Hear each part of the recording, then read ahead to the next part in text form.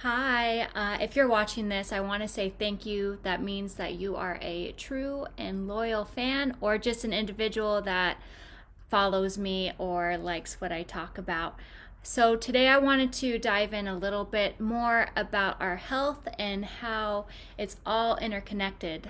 A lot of the times when we think of health, we think of eating well, drinking clean water, regular exercise, and good quality sleep. However, a lot of the times we don't think of how our stress or anxiety or any other past traumatic experiences also affects our health.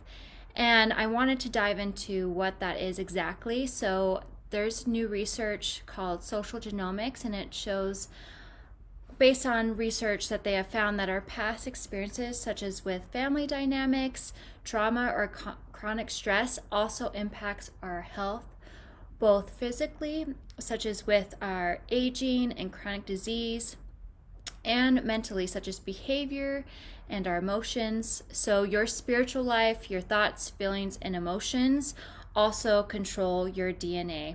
And that can change our expression of our genes, whether that's good or bad.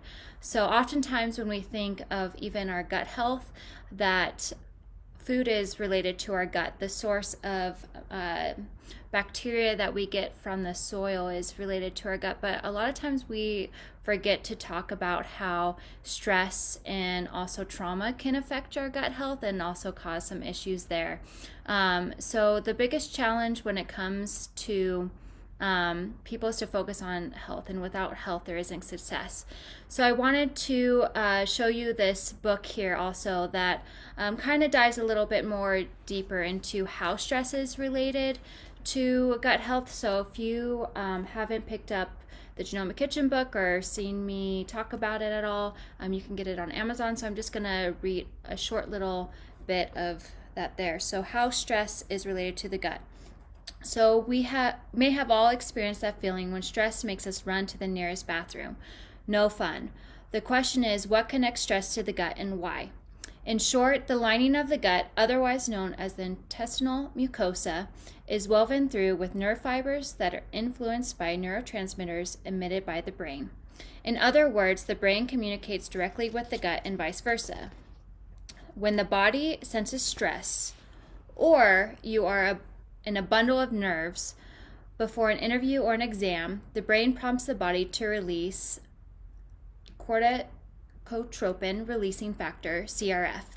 Release of this hormone results in a direct order to your colon, the end result which can be sudden release of all its contents. So that is just a little short bit of how science can show how stress is related to our gut health.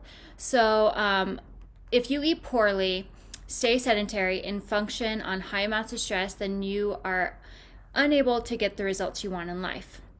One may change their diet, such as eating more vegetables or whole foods, to get their energy up and create a nighttime routine to have more restful sleep, but changing your thoughts is a difficult task. So your belief systems that develop from childhood are what drives your thoughts and behaviors, which also drives all the consequences of the life of who you are. So if your mental health isn't healthy as it could be, it's really hard to push forward and maintain a sense of fulfillment in your life.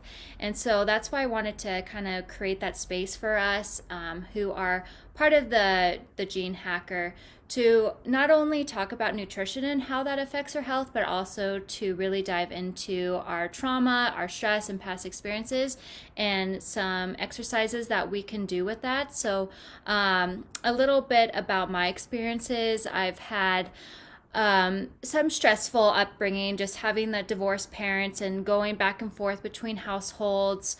I also was raised with an alcoholic parent that caused some stress within the household. And so I've experienced a bit of different dynamics there and how that's affected me and how I relate with others. But that doesn't define who I am. And I wanted to show how these exercises have really helped me and to grow and to also help with my gut health too. So first of all, let's just breathe for a second.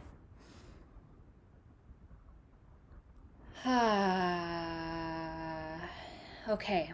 So when you're feeling a lot of emotions come up, or you're feeling stress, or maybe there's someone that's really getting to you, just anything in your life, this is something I like to incorporate, whether it's a daily practice or just when something comes up. You can even do it in the car if for some reason there's some traffic that you're really stressed about. So the first exercise is called a hand scream. So this is just to get your energy going. So you're going to clasp your hand over your mouth. You're going to start screaming from your diaphragm. So that's not coming from your throat. So you're going to be moving your diaphragm out and in consistently while also screaming into your hand. So it looks like this. Ooh. You can also do this leaning over if you are in a bedroom or somewhere private, if you're not in a car. That can also really help move energy through. Another exercise is called the pillow scream. So just like with the hand, you're going to do it with a pillow. So something like this, and you're just going to grab it and do the same thing. Ooh. Okay, so you can do this for as long as you want, but I recommend to change it up a little bit. The next one is going to be like a pillow pounding. So with the pillow, you're just going to be pounding into it. You can make whatever noise you want, but just again, thinking of your diaphragm moving. So this is just another way to get energy going.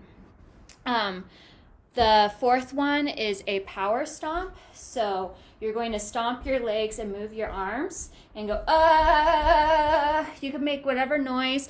You can cover your mouth. Again, that's another one there. Fifth one is going to be grieving. So when you think of grief, a lot of times people's shoulders hinge in forward.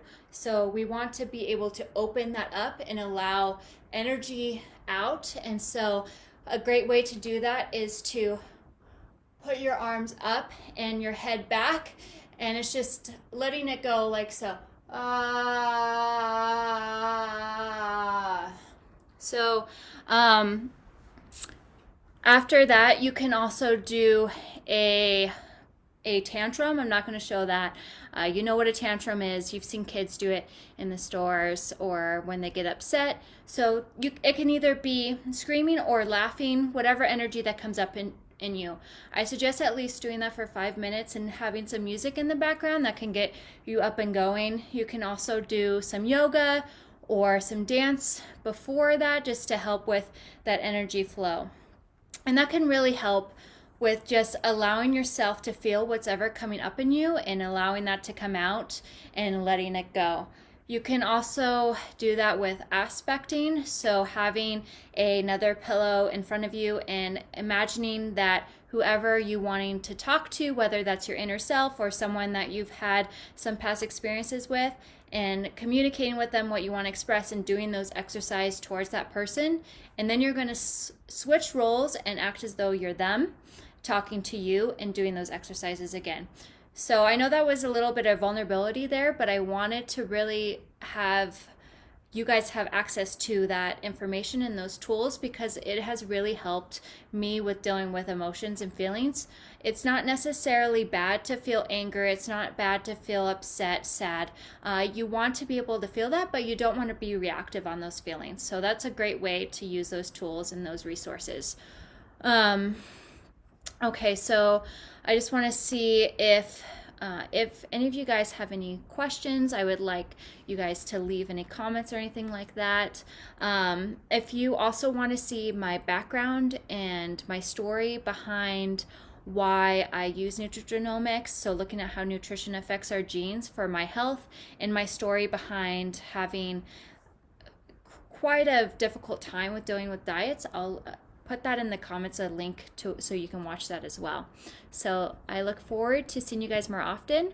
I'm going to make it a goal to at least do these once a week. So thank you so much.